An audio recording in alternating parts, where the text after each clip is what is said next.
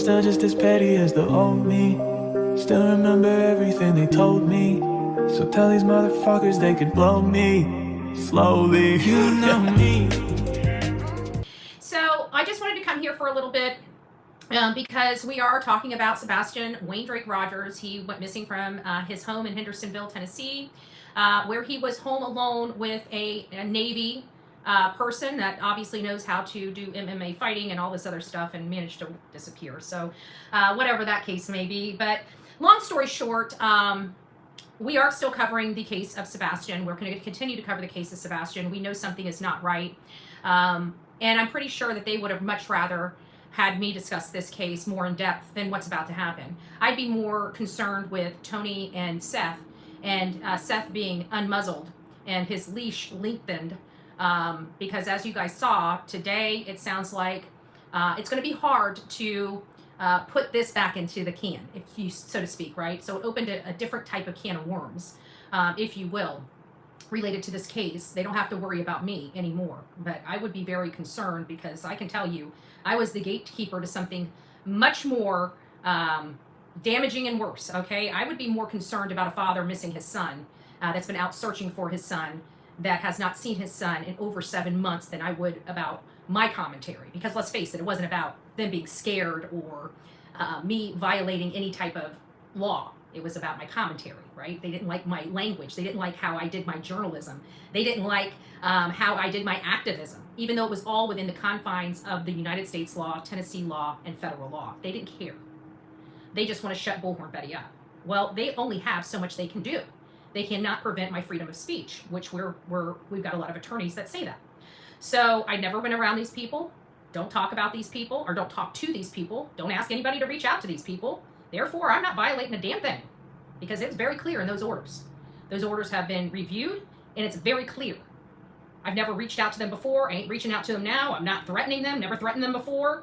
A machete was to be used out in the woods of Tennessee. I was advised by a law enforcement officer that pulled me over because people kept calling them saying I was driving all over the road swerving, and he's the one that advised me to get a gun. Never threatened anybody. All I simply said was this officer advised me that I can carry my gun, that there was reciprocity in that state, and he would recommend me exercising my Second Amendment. That was all caught on body cam footage. So definitely no threats. Don't want to imply that there were any threats, but speaking about a gun in America is not threatening. Like literally 90% of Americans, well, maybe 70% of Americans own them, right? So I'm a single female, and they stripped me of my Second Amendment rights when I've committed no crimes. I want that to sink into people. But we're going to get off that, because at the end of the day, it's not about me. It's about Sebastian Wayne Drake Rogers. And they're trying to prevent me from talking or trying to find him when I believe that he can be found, and people know where he's at and what's going on. And we're not, as American people, we're being constrained by the government in Sumner County that we can't even have our opinion on who is responsible for that. Well, I have a lot of opinions on who's responsible for that. I would say it's a criminal enterprise. And that criminal enterprise has done something with this child. And this criminal enterprise comprises of 4 main people and a lot of YouTube content creators. That is my opinion that I'm entitled to as an American citizen in the United States of America. I think they opened a can of worms when they tried to prevent me from speaking about this case, because now they're going to have to deal with the father and his spokesperson, which I can guarantee that by the time they're done, it's going to look like Bullhorn Betty was cakewalk. That's what it appeared after tonight's show with Vinnie Politan. And it shows that a father has had enough. A father wants answers about where his son is. Seth Rogers is not going to stop. I don't think that the criminal enterprise nor the county are prepared. But hey, you know what? They may throw the father in jail because, let's face it, their taxpayers are more important to them than, finding a 15-year-old child, a medically needy child. So I'm kind of interested in what Seth is going to be saying in the near future. I'm very, very interested in how he's going to approach this situation. But I can guarantee by the time Seth and his spokesperson, Tony Mathis, is done with this case, I'm pretty sure even the judge might be begging me to take over commentary. I don't know. But I would say that a father missing his son and watching people paraded in court laughing while he's over there crying. Laughing. Laughing to the point people's heads are turning. So happy, so relaxed, as if they knew what the outcome of that court was going to be before they even got there. Before they even got there. Too happy, too comfortable, too corrupt. Too corrupt. Too corrupt. I don't really have a whole lot to say tonight. I really don't. I'm exhausted. We've been in Nashville. We've had a great day with Tony and celebrating his birthday. It was a great day, a fun day, something that we all needed to do. We just needed to go out and enjoy our time together. I do have a little side project that's going to be coming up, and I can't even speak about it yet. It's going to be pretty exciting. And I can't really say any more than that, but it's probably going to piss a lot of the hate channels off. You know how they go. You know how they roll. They don't like anybody being able to do anything or say anything or anything like that. Well, I don't listen to them. I just don't. Where is Dog? I'm sure Dog is probably dealing with the hurricane, which I was saved by this port from. You know, my house. I don't know what's going on with my house. Oh, thank you guys. I love you guys. Thank you for the love and support. But I have to be honest with you. I don't know what I'm walking back into when I get home. My neighbor says my lawnmower is still there, but my shed is gone. I have 2 sheds, so I don't even know which shed it is. I'm pretty sure it's the shed with the lawnmower in it, but that's what I had assumed. But I got 2 sheds, so it's very well that the other shed could have went. I don't know which shed is down, but there was a tree that fell on the power lines, so I have to assume it fell back on the same shed that it did before, which is the one with the lawnmower. So I don't know what's going on with that. But it's neither here nor there. It's just life in Florida. Hurricanes are part of the life in Florida, and you know, there are people that died in that hurricane. I guess the hate channels are probably wishing that they didn't start this whole mess, because who knows? It might have been me there in Florida. They may have saved me from death, so they get to see me a little bit longer because they're idiots. We can't fix stupid.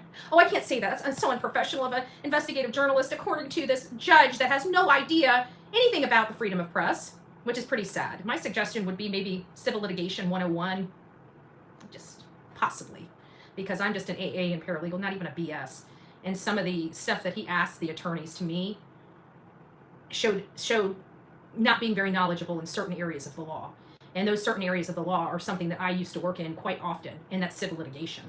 And I can tell you without a doubt, proper service is a condition precedent. It's not something that can be dismissed. You can't move from point A to point B without proper service. And according to this judge, it's elective whether you get proper service in civil litigation. That's the ruling of the judge. It's like, wow. Yeah, he's got a great resume in criminal law. This isn't criminal law. Criminal law and civil litigation are 2 totally different animals. And you learn that in school very, very well. It's literally drilled into your head about the differences between criminal law and civil law. It's also drilled in your head you can't advance to B without going through A. Just saying. Do you think your attorney should have fought harder and would have won? Nothing would have happened. Lorraine, no. Like I said, those people came in there too cool as a cucumber. They were laughing too entirely loud.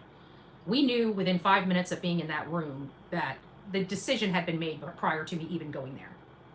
Okay, there is literally nothing that would have changed the outcome of that hearing yesterday. Nothing. And I mean nothing. If they didn't show up, he would have still put him in. That's how confident I am that nothing we could have done would have prevented what the judge did yesterday. Just saying. I don't trust the county.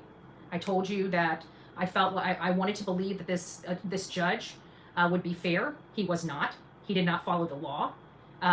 Whether or not my attorney had argued, he presented solid case law. And that judge twisted and turned and churned as much as he possibly could to make sure it didn't go through. They've done a lot of damage. That Sumner County has done a lot of damage in the Sebastian Rogers case. And because I am critical of that, they want to silence me. But there is only so much that they can silence me about. Can they throw me in jail? Yes, he can. But that's a violation of my rights. He could absolutely do that. He could absolutely do what he did yesterday because he knows I'm going to have to raise money to appeal. And that's what they expect. And that's what they wanted to do. They wanted to see if I can actually raise the money to file that appeal. That's what they are. Right now, all we're waiting for right now is the transcripts and the orders. The transcripts and the orders. And once we get the transcripts and the orders, we will be figuring out what to do. But like I said, we have a plan. It is sad that this county is choosing to do all the wrong things for all the wrong people, while putting the people that are truly trying to find answers behind bars because he doesn't like my commentary, because they were able to take 7 months of clips and put them into a 9-minute video that should never have been admissible in that hearing. And they did, without putting context. He didn't want to hear about my channel and didn't want to hear about what I did, but then tells me I didn't answer. I can only answer the questions that they asked me. That's all I can do. And he says that I have not done, that man does not know anything. He wouldn't let anything in. He wanted to order against me. I think he had to order against me. I think his job is on the line if he didn't order against me. Like I said, it was preconditioned before I even walked in there. As soon as we saw how one of the criminal enterprises, or two of the criminal enterprises out in the back, were conducting themselves in that courtroom and laughing so loud that usually judges put a kibosh on that, it was very clear that they were a little too chummy and a little too comfortable speaking to the bailiffs, speaking to the court reporter I paid for. There was definitely something in the air. I think everybody in there knew.